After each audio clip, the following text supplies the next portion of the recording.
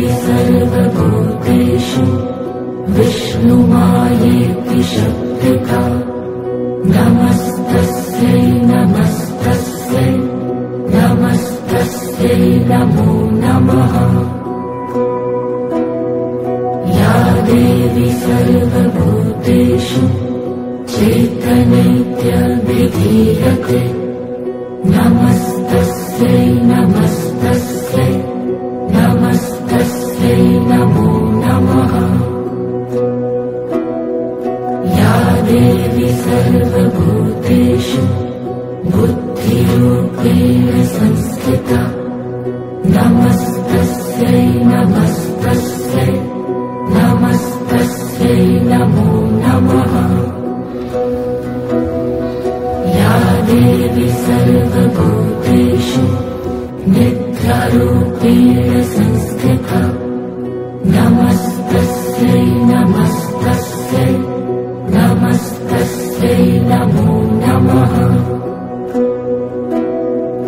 या देवी सर्वभूतेषु शुद्धारूपेण संस्थिता नमस्तस्यै नमस्तस्यै नमस्तस्यै नमो नमः।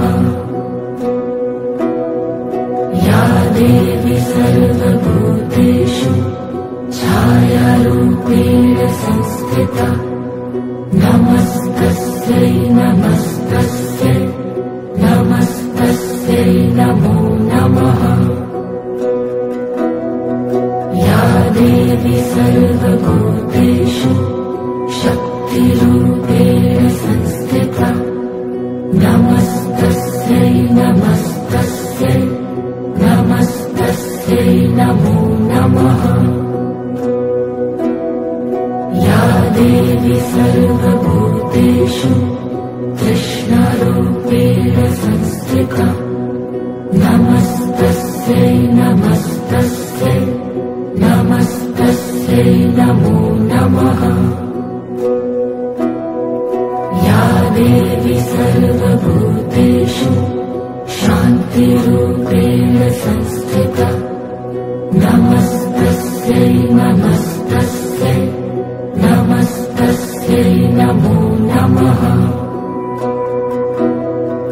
या देवी सर्वभूतेषु जातिरूपेण संस्थिता नमस्तस्यै नमस्तस्यै नमस्तस्यै नमो